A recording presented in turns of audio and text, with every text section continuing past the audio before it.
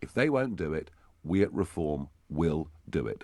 That was Nigel Farage back in January promising that the Reform Party will lead a national inquiry into the grooming gangs if the Labour Party failed to launch one, yet nothing has happened. So now, today, we have had Rupert Lowe, after he's been exiled from the Reform Party, launch his own crowdfunder for a rape gang inquiry. Now, before we have a look at how this has gone and whether it could actually lead to a successful, powerful inquiry, let's just take a look at the rest of what Nigel Farage had to say when he made those promises back in January. If they won't do it, we at Reform will do it. I will have no difficulty in raising the money to do this whatsoever. We'll appoint independent ex-judges and experts, and we will have this out in public. And I hope, Sir Keir... Will you have the statutory powers that will be granted to you through a public inquiry? No, I won't have the statutory powers, but I tell you what, I think this would garner such massive public support that anybody that was asked to appear that didn't appear would look terrible. What would your deadline be for the government to take action? Well, I think we've probably got a few weeks, but no more than that. And I think there is now overwhelming demand for us to know the full, unvarnished truth, however horrid it may be. So today is the January the 7th. You'll give them to the end of January? Effectively, yes. And if we, Nick, I promise you, I can raise the money for it today. Not from Elon Musk either. I can raise the money for it today, and we can do this. And I mean it. And I think that the government will know that when I say something, I mean it. So I tell you what, guys, get on and just do it. I mean it, I mean it, I mean it. I think he said that 3 times there, but he didn't, because it got to the end of January and nothing happened. We saw no tweet even explaining why he wasn't going to do it yet. Like, maybe if it was the case that he was actually advised by experts that actually a inquiry that doesn't have statutory powers isn't really going to achieve much, so it's not worth the time anymore. There was nothing from him, nothing to explain why he didn't do anything. And I was shocked. I was like, why isn't the media questioning Farage and saying, why haven't you kept this promise? It's like the grooming gangs had kind of gone out of the news by then, so they weren't really interested. But that was quite a big promise to break, because this is an issue which really, really matters to the people of this country. When Nigel Farage was talking about the issue in January, when this was hot in the news, he was talking as though he is extremely passionate about this issue, yet we have had complete radio silence from him and no announcement of him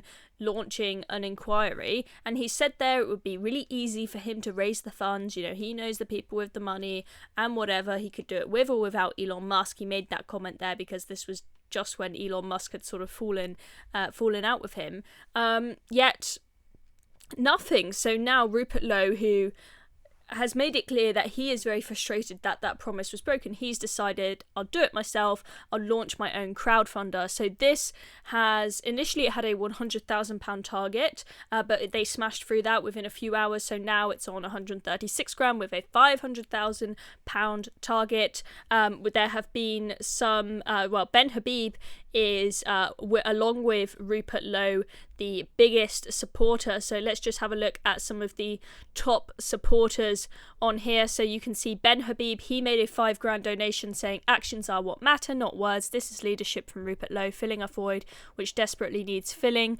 Thousands of abused girls need justice, not to be used as political pawns. I stand shoulder to shoulder with the victims. And a few other big donations there. Just wanted to point out this comment from Darren, which says, a politician keeping their word is a big deal these days. I want the colluding local police and councillors to be found and prosecuted to the fullest extent. Now, that all sounds great, but the question we do need to ask, guys, is, will it actually be the case that the local police and councillors, if they hold an inquiry led by Rupert Lowe, will it actually hold these people to account? Because remember, it's not a statutory inquiry. It will not force people to turn up. It will be a choice whether someone wants to turn up to the inquiry or not. Now, you heard Nigel Farage saying on LBC there that he thinks that, that doesn't really matter because it will get so much press, this inquiry. It will be such a big deal that if somebody fails to turn up, it's going to look really, really bad for them. I'm a little bit sceptical of that because A, there have been a bunch of local inquiries in the past, and the lack of statutory powers to force people to turn up has been a problem and has massively limited them. And a lot of the victims say, who have know better than the rest of us do about how these local inquiries have worked and whether they've had any effect. And they seem to be saying, like when they've spoken in interviews to, for example, Charlie Peters from GB News, who's spoken to a lot of them, that they think that there needs to be a proper national public inquiry that has these statutory powers to force people to turn up. So that's one concern, is this even worth it? Oh, it's already gone up to 140 grand.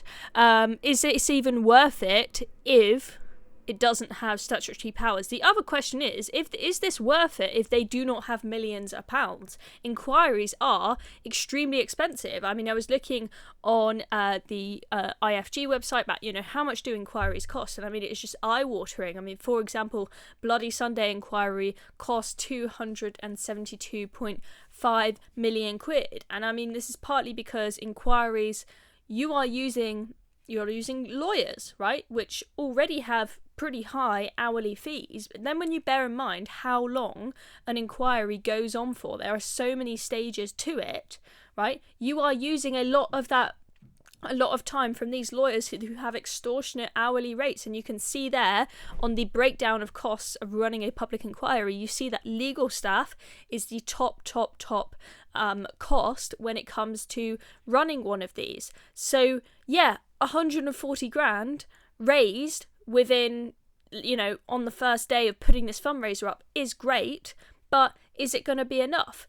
I think if they keep this going and they manage to get at least 1 million, maybe they'll be able to do something. But I was having a look, and the Telford inquiry, which is one of the local rape gang inquiries that took place, apparently that cost about 5 million quid.